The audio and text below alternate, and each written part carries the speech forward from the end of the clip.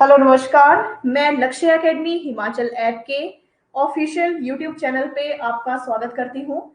तो इस तरह से आज मैं आपकी क्लास में आपको पढ़ाऊंगी हिस्ट्री के PYQ प्रीवियस ईयर क्वेश्चन जो रहेंगे। तो ये बहुत ही इंपॉर्टेंट क्वेश्चन है जिसे आप बहुत अच्छे से और बहुत ध्यान से पढ़ें। ठीक है, तो इस तरह से मैंने आपको बताया कि जो लक्ष्य एकेडमी हिमाचल ऐप है इस पे आप हमारे जैसे कि HP टेट आर्ट्स, हो गया, HP टेट आपका मेडिकल हो गया, नॉन मेडिकल हो गया, इसके साथ JVT, LT या अन्य कोर्स भी जैसे कमीशन है या HPPSC के कोर्स जो हैं वो शुरू हो रहे हैं। अगर आप भी हमारे लाइव ऑनलाइन कोर्सेज ज्वाइन करना चाहते हैं तो उसके लिए आप हमारा लक्ष्य academy Himachal app Google play store से डाउनलोड करें या दिए गए नंबर 8894592402 पे भी आप संपर्क कर सकते हैं।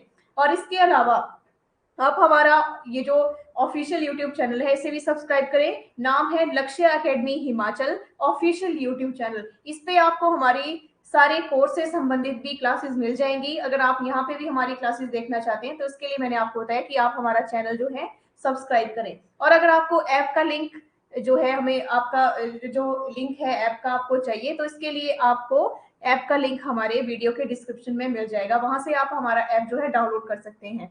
ठीक है, तो चलिए क्लास शुरू करते हैं। जो हिस्ट्री के प्रीवियस ईयर क्वेश्चन रहे हैं उनके बारे में। तो फर्स्ट क्वेश्चन है, निम्न में से मोहनजोदड़ो में पाई गई सबसे बड़ी इमारत कौन सी थी?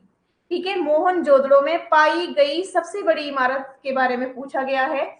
तो इसमें ऑप्शन है स्नानागार, अन्नागार, असेंबली हॉल, उपयुक्त में से कोई नहीं। तो इसमें जो इसका राइट आंसर रहेगा ऑप्शन बी इसका सही उत्तर है। ठीक है, अन्नागार। तो मोहनजोदड़ो में पाई गई सबसे बड़ी इमारत जो है अन्नागार है। तो इस तरह से मोहनजोदड़ो की सबसे बड़ी इमारत को क्या कहा जाता है? अन्नागार कहा जाता है। हड़प्पा कालीन लोगों ने या हड़प्पा कालीन लोग जो थे उन्होंने नगरों में घरों के विन्यास के लिए सामान्यतः ग्रिड पद्धति अपनाई थी। ठीक है, और ये बड़े बड़े घर, चौड़ी सड़कें और बहुत सारे कुएं होना इनका प्रमाण जो है मिलते हैं। तो मोहनजोदड़ो में सबसे बड़ी इमारत है अन्नागार। ठीक है, क्वेश्चन नंबर सेकंड है, दीन ए इलाही किसने शुरू किया? किसके बारे में? दीन ए इलाही के बारे में। तो इसमें ऑप्शन है बाबर, हुमायूं, अकबर और शाहजहां। तो इसका जो राइट आंसर रहेगा दीन ए इलाही 1582 ईस्वी में, 1582 में मुगल सम्राट अकबर, इसका राइट आंसर है option C is right answer. Din e इलाही अकबर ने शुरू की थी। तो अकबर के द्वारा एक समरूप धर्म था जिसमें सभी धर्मों के मूल तत्वों को ढाला और इसमें जो था प्रमुखता हिंदू एवं इस्लाम धर्म की थी। ठीक है, तो दीन ए इलाही अकबर के द्वारा जो थी शुरू की गई थी। क्वेश्चन नंबर तीसरा है, सिंधु घाटी की सभ्यता का नगर लोथल कहाँ स्थित है? लोथल कहाँ स्थित है? सिंधु घाटी सभ्यता का जो नगर है लोथल कहाँ स्थित है?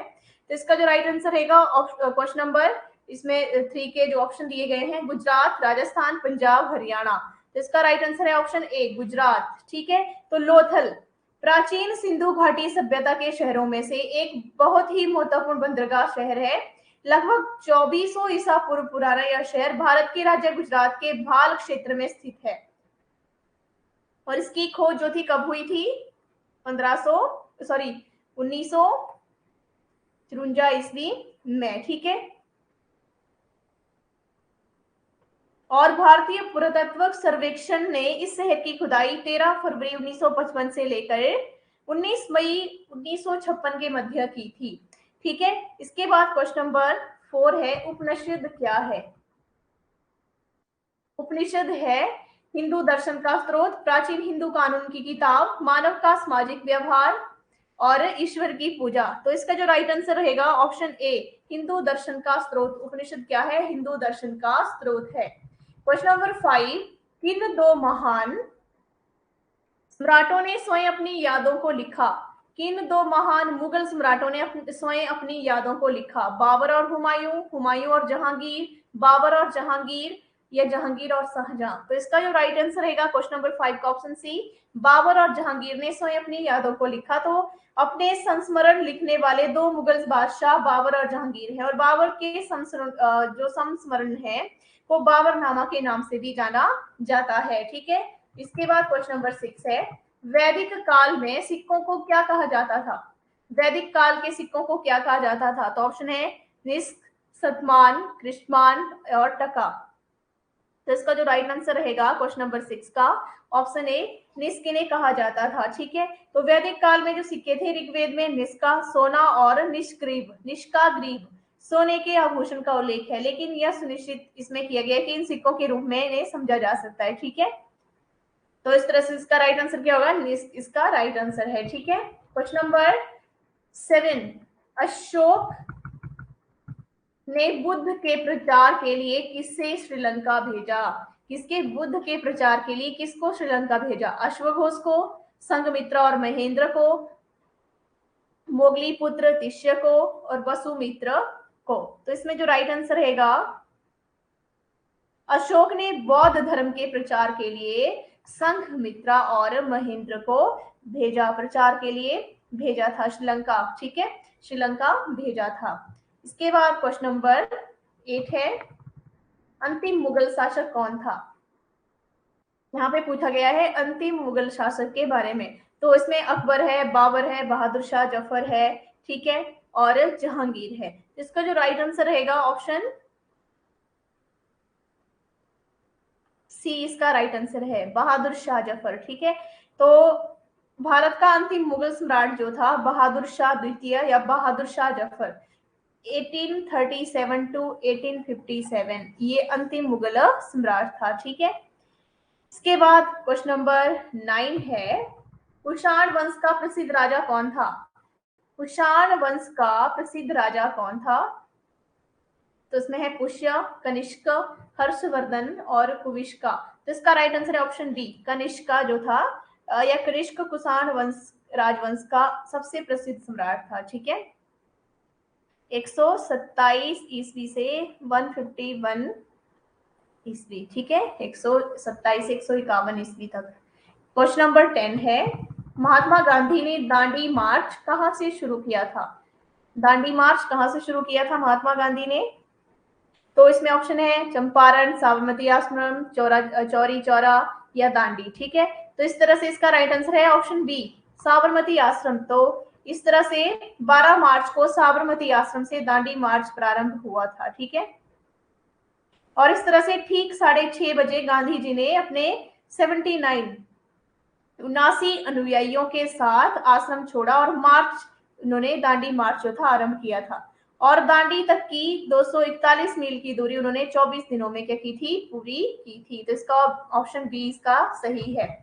तो एक बार मैं फिर से आपको बता दूं कि जो मैंने आपको बताया लक्ष्य अकेडमी हिमाचल ऐप।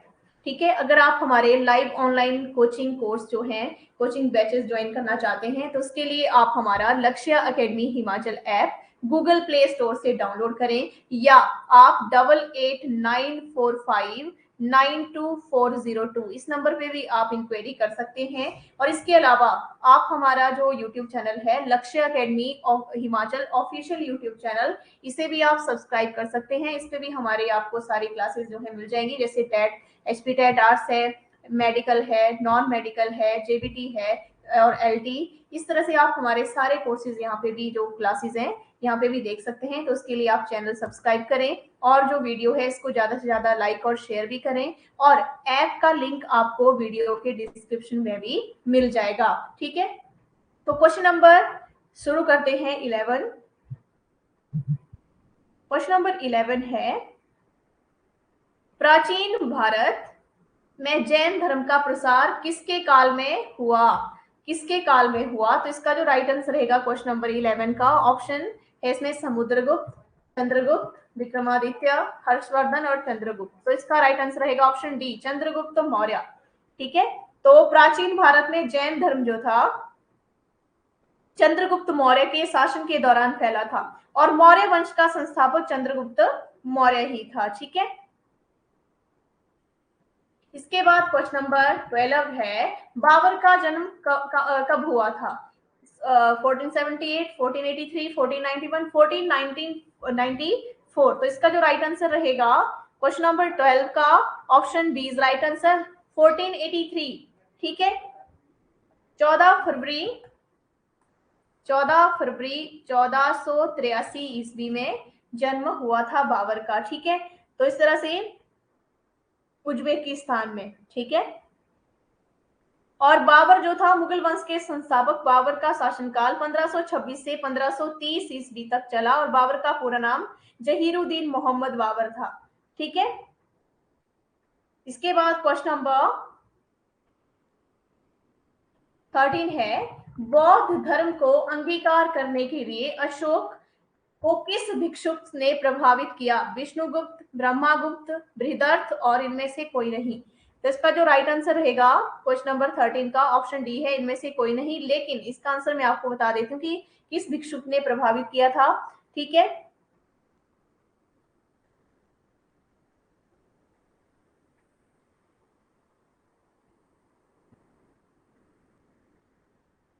तो इसका जो आंसर रहेगा ऑप्शन डी, इनमें से कोई भी नहीं। ठीक है, बौद्ध धर्म को अंगीकार करने के लिए अशोक को किस भिक्षुक ने प्रभावित किया था? ठीक है, इनमें से किसी ने भी नहीं प्रभावित किया था। ठीक है, इसके बाद क्वेश्चन नंबर 14 है, स्वामी दयानंद सरस्वती का मूल नाम क्या था? ये स्वामी दयानंद सरस्वती का मूल नाम, तो इसमें ऑप्शन है अभिशंकर, गौरीशंकर, दयाशंकर, इनमें से कोई नहीं। तो इसका जो राइट आंसर रहेगा ऑप्शन डी, इनमें से कोई नहीं। ठीक है, लेकिन जो दयाराम स्वामी दयानंद सरस्वती जो थे, इनका मूल नाम था, इनका जन्म धनु राशि और मूल नक्षत्र में होने से स्वामी दयानंद सरस्वती का बाल्यावस्था में नाम जो था मूल शंकर रखा गया। ठीक है, तो इनका जो मूल नाम था वो था मूल शंकर। ठीक है, इसके बाद क्वेश्चन नंबर 15 है, सबसे पुराना वेद यजुर्वेद, सामवेद, अथर्ववेद या ऋग्वेद? तो ऋग्वेद जो है सबसे पुराना है। ठीक है, या ऋग्वेद को हिंदू धर्म के सबसे पवित्र ग्रंथों में से एक माना जाता है और ये चारों वेदों में से सबसे पुराना वेद है।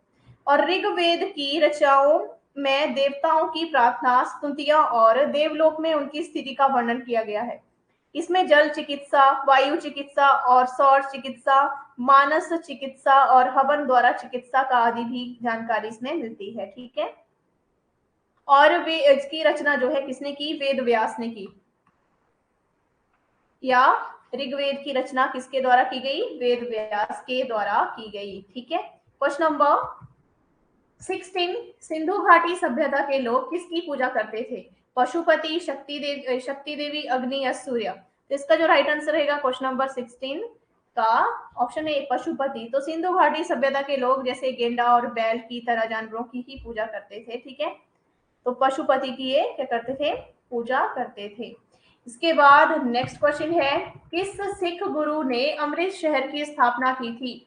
गुरु नानक देव जी, गुरु रामदास जी, गुरु अर्जुन देव जी या गुरु गोविंद सिंह जी? तो इसका राइट आंसर रहेगा ऑप्शन बी, गुरु रामदास। ठीक है, श्री गुरु रामदास जी सिखों के चौथे गुरु थे और उनका जन्म 24 सितंबर 1534 ईस्वी को लाहौर में हुआ था और उन्होंने 1574 ईस्वी में अमृतसर शहर की स्थापना की थी। 1574 में अमृतसर की स्थापना श्री गुरु रामदास जी ने की थी। ठीक है, इसके बाद क्वेश्चन नंबर 18 है, आर्य निम्न में से कहाँ रहते थे? महाराष्ट्र, दक्षिण भारत, मध्य भारत या गंगा घाटी में?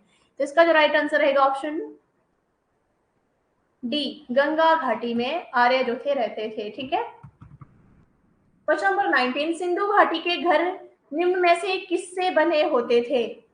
तो इसका ऑप्शन है जैसे कि बांस, लकड़ी, ईंटे या पत्थर। तो सिंधु घाटी सभ्यता के जो ये सिंधु घाटी के जो घर थे पक्की ईंटों से जो थे बने होते थे। ठीक है, पक्की ईंटों से बने होते थे, या सिंधु घाटी सभ्यता के शहरों में घर पक्की हुई ईंटों से बने होते थे। और क्वेश्चन नंबर 20 है, टोडरमल किससे संबंधित थे? टोडरमल किससे संबंधित थे? संगीत, साहित्य, भूराजस्व या धर्म? तो इनका जो राइट आंसर रहेगा ऑप्शन सी, भूराजस्व। ठीक है, तो टोडरमल अकबर दरबार के नवरत्नों में से एक थे। वह अकबर के शासनकाल के दौरान मुगल साम्राज्य के वित्त मंत्री थे और राजा टोडरमल ने जब्ती के रूप में में भी जाने जाने वाली भूराजस्व की एक नई प्रणाली और देहशला नामक कराधान की एक प्रणाली भी शुरू की थी। ठीक है, या टोडरमल इस तरह से कैसे कहा जा सकता है कि टोडरमल किससे संबंधित था? टोडरमल अख्तरों का दीवान ए अशरफ अर्थात भू विभाग भू राजस्व का अध्यक्ष था। ठीक है, तो इस तरह से भी हम इसको बोल सकते हैं। तो इस तरह से ये कंप्लीट हुए आपके प्रीवियस ईयर क्वेश्चन हिस्ट्री के। ठीक है, तो ये बहुत ही इंपॉर्टेंट क्वेश्चन है, आप इन्हें अच्छे से पढ़े। और एक बार फिर से मैं आपको बता दूं, लक्ष्य अकेडमी हिमाचल, लक्ष्य अकेडमी हिमाचल ये जो ऐप है, आप इसे गूगल प्ले स्टोर से डाउनलोड करें। इस पे आपको हमारे सारे कोर्सेज जैसे कि ऑल एचपी टेट है, ऑल कमीशन है, इसके अलावा अगर आप जैसे पुलिस पटवारी, पंचायत सहायक और इसके अलावा और भी अन्य कोर्सेज जैसे एचपीपीएससी के कोर्स हमारे ज्वाइन करना चाहते हैं, तो इसके लिए आप ऐप को डाउनलोड करें और ऐप का लिंक आपको वीडियो के डिस्क्रिप्शन में भी मिल जाएगा। और इसके अलावा आप हमारा यूट्यूब चैनल भी सब्सक्राइब करें, लक्ष्य academy Himachal official YouTube channel. ठीक है, तो इस तरह से मैंने आपको बताया, आप हमारे इस पे भी कोर्स ज्वाइन कर सकते हैं। इसके अलावा जैसे कि नंबर है 8894592402, इस पे भी आप संपर्क कर सकते हैं।